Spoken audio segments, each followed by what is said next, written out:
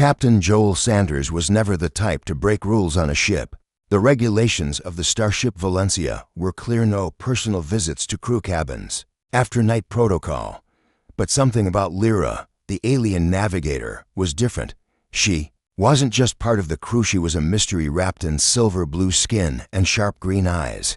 Joel always saw her from a distance on the bridge. She was quiet, always working, her hands moving over glowing controls, guiding the ship through dangerous sectors of space.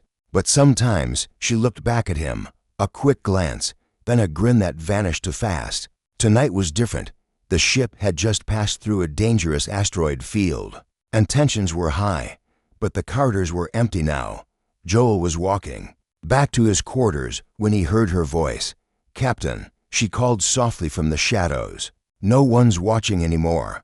Joel stopped. He turned to see Lyra leaning casually against her cabin door, her expression playful, eyes glowing faintly under the dim emergency lights.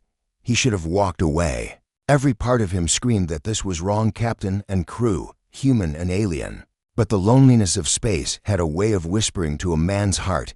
Joel swallowed. "You should be sleeping, Lyra," she chuckled low. "And yet, here I am, awake, waiting." Her grin widened as she opened her door slightly and leaned against the frame. The cabin lights inside were warm, unlike the cold metal of the corridors. The scent of something sweet drifted from her room spices, or maybe a drink she had made. "I thought you didn't like company," Joel said, trying to keep his voice steady. "I don't," she replied, "unless it's someone interesting." Joel took one cautious step forward. The door opened a little more, revealing a small but cozy space, with alien fabrics hanging on the walls, soft cushions, and a low table with 2 glasses. "What are you playing at?" Joel asked. Lyra tilted her head. "You think I invite just anyone?" "No, Captain. Only you." Joel's pulse quickened. This wasn't a simple invitation. There was a challenge in her eyes, a test of courage. He glanced around. No cameras, no footsteps. The bridge was far away, the halls deserted. Still, it was madness. "I don't want trouble," Joel whispered. "That's the thing about trouble," she said, stepping back and pulling the door wider. "It always finds you. So, come inside, before it finds us out here." Joel hesitated at the threshold. He could smell her perfume now, like citrus mixed with something exotic. He could see the glint of a strange pendant around her neck, like a symbol of her home world, one he didn't recognize. "What's this about, Lyra?" She smiled softly, almost sadly. "It's about curiosity. About not wanting to be alone on a ship full of people pretending they don't feel anything." Joel knew that feeling too well. They all did. Months in deep space made everyone cold, distant. He stepped forward, just inside the doorway, heart pounding. Lyra didn't move, but her grin deepened. "Good," she whispered. "Now close the door." He reached for the panel, but paused. "Tell me first, why me?" Lyra walked up close, her face inches from his. "Because I've watched you watching me, and because I want to know how brave you really are." With that, she pressed a button, and the door slid shut, locking with a soft hiss. Joel stood, frozen. What was happening? Was this a trap, a joke? But Lyra didn't laugh. Instead, she leaned close and whispered, "Now that no one's watching, let's see if the captain is still so proper." Joel didn't know what to expect next, but his gut told him this night wasn't going to be simple. The door sealed with a soft hiss, and Joel felt the air shift. The noise of the ship seemed far away now, like the walls of her cabin had swallowed every sound. Lyra stood so close that he could feel the warmth of her breath. Her eyes, green and glowing faintly, watched him like a predator watching her prey. But there was no threat in her gaze, only curiosity, mixed with something deeper that Joel couldn't name. She walked slowly around him, her steps soft on the floor, her fingers trailing across his shoulder as if testing his presence, testing his patience. Joel stood still, unsure whether to move or speak. Every warning in his mind told him to leave, yet his feet wouldn't listen. Lyra chuckled, low and soft, almost like she was amused by his hesitation. "You're tense, Captain," she said, her voice playful but firm. "I thought humans enjoyed mystery." Joel cleared his throat, trying to sound firm. This is against protocol, you know that. Lyra stopped behind him and whispered near his ear. So, who's here to enforce it? There's just you, me, and a locked door. Her words sent a shiver down his spine, not of fear, but of something. Strange, something thrilling. He turned slowly to face her. Why are you really doing this? He asked. Lyra smiled and walked to the low table, picking up one of the 2 glasses filled with a golden liquid. She sipped, eyes never leaving his. Because space is cold, and I'm tired of pretending it doesn't bother me, she said softly. She offered him the other glass. Joel took it, his hand brushing hers briefly, feeling her skin soft but warmer than he expected. He looked at the drink, uncertain, but drank anyway. It was sweet, sharp, and burned gently down his throat. Lyra watched him closely. You're curious, that's good. But I wonder, are you brave enough? Joel frowned. Brave enough for what? She leaned in, her face so close he could see the faint patterns on her cheeks, like tiny silver veins under her skin. To let go of your rules, to see me not as your crew, not as an alien, but as someone you want to understand, she whispered. Joel's heart pounded harder. The air between them was heavy now, filled with things unsaid. Part of him wanted to run, to open the door and forget this ever happened. But another part, the lonely part that space had carved inside him, wanted to stay. You play dangerous games, he said quietly. Lyra smiled, eyes twinkling. Only with those who can handle them. They stood in silence for a moment, the tension between them growing like a storm waiting to break. Then Lyra stepped back, her grin returning. Or maybe, you're just not that brave after all. She turned, walking further into the room, her back to him, giving him a choice. Joel stared at the locked door, then at her. His next step would decide everything, and deep inside, he knew this was just the beginning. Joel stood frozen, staring at her back as she moved deeper into the room. His mind screamed to leave, to unlock the door and walk away, but his body remained still, heavy with curiosity and something else, something warmer, like desire. No one had looked at him the way Lyra did, not in all of his years flying through the cold emptiness of space. She was a puzzle he shouldn't try to solve, but the mystery pulled him in like gravity. Lyra glanced over her shoulder, her grin playful, daring. Well, Captain, are you still worried about rules, or have you decided to stay? Her voice was soft, but there was power in it, the kind that made a man want to prove himself. Joel took a breath, knowing full well he was making the wrong choice, and yet he stepped forward. His boots barely made a sound on the smooth floor as he crossed the room. She watched him with those bright eyes, pleased, as if she knew he would follow her all along. Joel stopped just a few steps behind her, unsure of what to say. Lyra turned slowly to face him, the soft lights of the cabin reflecting off her silver blue skin, making her look almost unreal, like a dream crafted from starlight. I knew you'd stay, she whispered. Curious men always do. Joel chuckled dryly, trying to shake off his nervousness. You think you know me so well. Lyra's expression turned serious for a brief moment. I've been watching you for weeks, Joel, on the bridge, in the dining hall, always alone, always hiding behind your captain's mask. She stepped closer, her voice low. I wanted to know what's behind that mask. Don't you want to know what's behind mine? Her words hit deeper than Joel expected. The truth was, he was tired. Tired of pretending, tired of being the perfect leader, the one who never broke. He looked at her not as an alien, not as his crew, but as someone just as lonely as him. Why me? He asked quietly. Lyra smiled, but it was softer this time, almost sad. Because you looked at me like I was more than just a navigator. You looked like you wanted to know me, not just my skills. She touched his chest lightly, right over his heart. And because I need someone who feels real. Joel swallowed hard. Every instinct told him to stop, but his heart beat louder, drowning out reason. He raised his hand slowly, brushing her cheek with his fingers. Her skin was cool, but her eyes burned like distant suns. I'm still your captain, he whispered. Not in here, she said with a grin. In here, you're just Joel. The distance between them vanished, and in that moment, surrounded by alien fabrics, soft lights, and the deep silence of space, Joel knew this was a choice he couldn't take back. But for once, he didn't care. The cabin felt warmer now, but Joel wasn't sure if it was the heat or the way Lyra was looking at him. His hand was still on her cheek, and she leaned into his touch like she'd been waiting for it for a long time. He should have stepped back, but instead, he stayed still. Caught in her presence, the soft hum of the ship was distant, like the outside world didn't exist anymore. Only this room, only her. Then Joel heard a quiet sound of faint mechanical click. He looked past her and noticed something blinking near the door panel. A small red light. It wasn't locked the usual way. It was dead-bolted. From the inside, his heart skipped. "Did you lock us in?" he asked, voice low. Lyra didn't pull away. She smiled, but it wasn't just playful now, it was knowing. "Of course," she whispered. "We wouldn't want any surprises, would we?" Joel's pulse raced, not from fear, but from the strange thrill of being trapped willingly. He could have ordered her to open it. He could have forced the door override.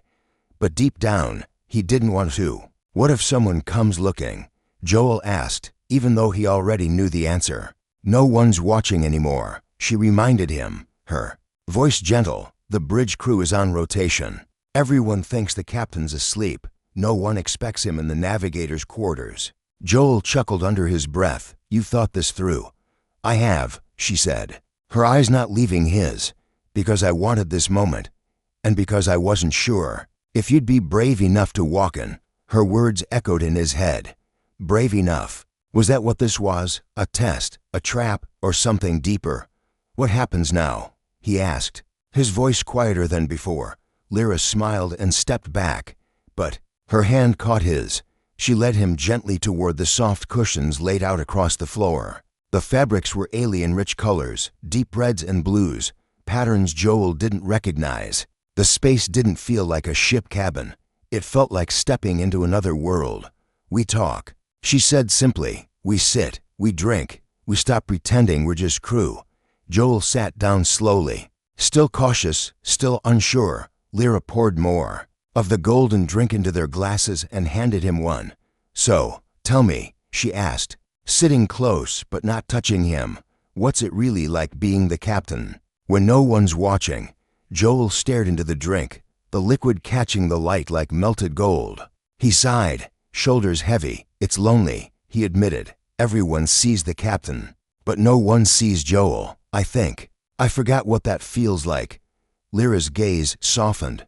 "Then tonight, remember, no captain here. Just Joel and me." Joel looked up, meeting her eyes, and for the first time, he saw something raw and honest in them. Loneliness, just like his. The locked door behind them didn't feel like a prison anymore. It felt like safety, like freedom to be something else for one night. And maybe that was exactly what both of them needed. The room had fallen quiet again, the only sound being the gentle hum of the ship through the walls. Joel sat on the cushions, his back against the edge of the small bed, glass in hand. Heart still pounding though he tried to appear calm. Across from him, Lyra watched him with the same curious eyes that had drawn him here in the first place. But something had changed. Her smile was softer now, not teasing, more like someone carefully unwrapping something fragile. Without a word, she reached out and touched his hand. It was a small gesture. No rush, no heat, just a warm palm resting on top of his. Yet it made Joel freeze, like the whole world narrowed down to that one simple point of contact. His breath caught in his throat. Her fingers were smaller than his, thinner, with strange lines along the skin, silver veins glowing faintly beneath the surface. Her touch wasn't human, but it wasn't alien either. It was something else, something grounding. She held his hand for a long moment before she spoke. "If we weren't on this ship, if we weren't captain and navigator, would you still choose to sit with me like this?" she asked softly. Joel felt like someone had hit the air out of his lungs. That question, so simple, yet so deep it cut past rules, past titles, past the thin wall of control he'd kept up for years. He looked at her, mouth slightly open, struggling to find words. Lyra tilted her head, watching his face closely, as if reading every hesitation. "You don't have to answer," she added quietly. "I just wanted to ask." Joel finally exhaled. and set his glass down. "Why does it feel like that question matters more than any command I've ever given?" he muttered. "Because it does," she replied. He leaned forward, elbows on his knees, hands clasped. "You think I don't want this? You think I haven't imagined walking past your station and just not caring about the rules?" Her expression didn't change, but her eyes flickered with something. "Then why didn't you?" Joel chuckled dryly. "Because I'm the captain. I'm supposed to be strong, clear-headed, reliable. If I let myself feel something real, I might start making mistakes." She nodded slowly. "And yet, here you are, locked in my room, letting yourself feel something." He smiled, but it was tired. "Yeah, and I still don't know if it's the bravest thing I've done or the dumbest." Lyra leaned in slightly. "Maybe it's both." He looked at her again, fully, and for the first time. "Without a mask, the truth is, if we weren't on this ship, if I wasn't the captain, if there were no eyes watching us, I would have come to your door long ago." That made her pause. Her lips parted slightly, and something in her chest rose and fell faster than before. "But you didn't," she whispered. "I couldn't," he answered, voice low. "Not because I didn't want to, but because I wanted it too much." She didn't reply immediately. She just stared at him, searching his face. Then she moved closer, her knees brushing against his. The small space between them vanished. "I didn't want to be chosen out of loneliness," she said. "I wanted to be seen, really seen." Joel reached up and touched her cheek gently. "I see you, Lyra. Not just the navigator, not just the alien. I see you." She closed her eyes, breathing slowly, like those words had unlocked something inside her. "Then stay," she whispered. "Just for tonight. No rank, no duty. Just you and me." Joel nodded slowly. "All right," he said. "Just tonight." They leaned back together, side by side on the cushions, both quiet for a long while. She rested her head on his shoulder. He didn't speak. Neither did she. There were no more questions, no more pretending. Just silence and the soft glow of the cabin. But in Joel's heart, he knew something had changed forever. The moment he answered her question, when he admitted he would choose her, he'd stepped into a future he couldn't take back. And he wasn't sure what would happen when the door unlocked in the morning. The cabin was still and warm, but the peace didn't last. Joel and Lyra sat close together, their shoulders touching, saying nothing. For once, the silence between them felt calm, not heavy like the silence of command, but gentle, like something sacred. Lyra's head rested against Joel's shoulder, and his hand held hers loosely. Their breaths moved together, slow and soft, but then they heard it. A sound outside. It was quiet, almost like a footstep, maybe two. Joel's body tensed instantly. Lyra froze. Her soft smile vanished in an instant. The air inside the cabin turned cold again. Heavy with fear, Joel sat up straight, his training kicking in. He listened carefully. Another soft sound, like someone brushing against the corridor wall just beyond the door. It could have been anything, anyone, a crew member on patrol, or worse, someone who had seen him come in here. Lyra stood silently and walked to the door panel, her fingers hovering over the lock screen. "They're not supposed to be here," she whispered. Her voice was sharp now, her tone all business, no trace of the girl who had laughed with him a moment ago.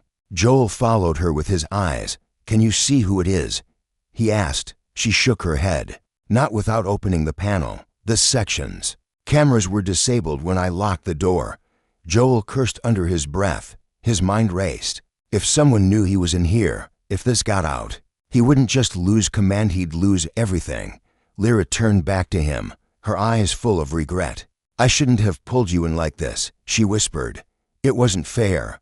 Joel stood now too, stepping toward her. "Don't," he said softly. "You didn't force me. I chose to be here." But she didn't smile this time. She looked truly worried. "You might not understand what happens if we're caught," she said. "To you, it's just breaking protocol. To me, it could mean removal from duty. Or worse." He frowned. "Why worse?" She hesitated. Then she walked to a small metal box in the corner and pulled out a data tab. She handed it to him. "Because I'm not just any crew member," she said. "I wasn't just assigned here for navigation." Joel took the tab, confused. What are you talking about?" Lyra looked away. Then back at him, her voice low. I'm being watched, observed. I'm a cultural test subject, part of a silent study on interspecies relationships. They're using me to see how humans respond to emotional signals from non-human species. Joel's eyes widened. You mean this whole time they've been watching you? She nodded. They're not supposed to interfere. I volunteered years ago, but that was before I met you, before I started feeling things. Joel stared at her. Everything suddenly felt twisted. The ship, the silence, even her invitation. Did they send you to me? He asked. No, she said quickly, stepping forward. No, I swear. I watched you because I wanted to. I asked you into this room because I chose to. But now, if they know what happened here, they'll think I broke the study. Joel was silent, mind reeling. All this time, he thought he was hiding his feelings from the crew. But it was her who had been hiding something much bigger. Another soft noise came from the hallway. A quiet beep. Then silence again. Lyra's face turned pale. That was a scanner. Joel's hand moved to the side of his belt, where his emergency comm used to sit, but it wasn't there. He'd left it in his quarters. They're checking door logs. He whispered. We have minutes, Lyra said. Maybe less. What do we do? He asked, stepping toward her again. She took his hand. Her grip tighter now. If you walk out now, deny everything, you'll keep your command. You'll be safe. They'll think I tempted you. It'll be easier that way for you. Joel stared at her, shocked. That's not who I am.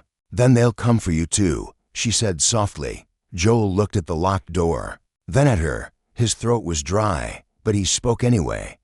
Then let them come. Lyra blinked, surprised. Her lip trembled slightly. You'd risk everything. I already did. He replied, voice firm. The moment I stepped inside this room, a red light flashed near the door. Someone was outside, active scan. They had no more time. The red light blinked faster. Outside the cabin, footsteps stopped. Silence fell like a heavy weight. Then, with a sharp hiss, the door unlocked. Joel and Lyra stood hand in hand, eyes locked on the door as it slid open. Two figures stood there. Security officers, one human, one alien. Their expressions were cold, professional. Behind them, a quiet third presence stepped forward. Commander Harkin, second in command of the starship Valencia. His face was unreadable as he stared at Joel, then at Lyra. So, Harkin said quietly, it's true. Joel stepped forward slightly, shielding Lyra without realizing. Whatever you heard, I came in here by choice. I wasn't forced. I broke protocol, alone. Harkin raised an eyebrow. And the locked door, the deactivated cameras? His gaze moved to Lyra. Care to explain that, Navigator? Lyra stood tall, her voice steady but tired. It was my idea. I requested privacy. The captain didn't lock the door, I did. The silence stretched. Then Harkin turned to the security officers and nodded. Escort her to the observation deck. Quietly, no cuffs. Joel's voice rose. You don't have to do this. Harkin didn't look at him. You're the captain, Joel. You know exactly what has to happen now. I know what the rules say, Joel replied, voice tightening. But I also know we've spent years in cold space pretending we're machines. We're not. The officers moved toward Lyra. She gave Joel one last look, soft, sad, full of something more than fear. I don't regret it, she whispered. Joel stepped toward the officers. Wherever you take her, I go to. One officer hesitated. Sir, that's not. I said what I said. Joel snapped, stepping beside Lyra, facing the hallway. The crew was starting to gather. Faces peeked from corners, eyes wide. Whispers started to move like static through the corridor. A captain, in an alien's cabin, a locked door. No one could ignore this now. Then something unexpected happened. One of the bridge technicians, young, nervous, quiet, stepped forward. I saw them, she said aloud, earlier, in the galley. They weren't doing anything wrong. They just looked happy. Another voice joined, then another. Crew members slowly stepped out, all sharing quiet moments they'd seen. A laugh in the hallway, a glance on the bridge, a shared drink. None of it was wrong, just human. Just real. Harkin looked around, surprised. The atmosphere had changed. This Wasn't an investigation anymore. It was a revelation. Joel saw his chance and stepped forward. "You want the truth," he said, loud enough for everyone to hear. "Fine. I've followed every rule. I've protected this ship through asteroid fields, pirate sectors, and black hole shadows. I never broke ranks, but tonight I stepped into one cabin, one room, and I finally felt alive." He looked directly at Lyra. "She didn't seduce me. She didn't manipulate me. She saw me, and I saw her. Not as species, not as ranks, just two souls lost in space." The crowd was silent. Then one crew member clapped, then another in seconds. The hall was filled with quiet, respectful applause, not loud, not wild, but real. Even Harkin didn't speak. He only sighed, shaking his head, and said, "You always had to make things difficult, didn't you?" Joel smiled slightly. "I guess I'm done pretending I'm made of steel." Harkin turned to the guards. "Stand down, return to posts." Then he looked at Joel and added, "Report to my office tomorrow. We'll figure out what to put in the logs." Lyra blinked, unsure. Joel looked at her, squeezed her hand. "It's all right now," he whispered. They stood together in the hallway. As the crowd slowly broke apart, that night, nothing was the same. The crew saw their captain not just as a leader but as a man. And Lyra, once a quiet alien navigator, became something more in their eyes, someone who helped remind them all that, even in the coldest parts of space, warmth could be found, not in the engines, not in the stars, but in each other. The end.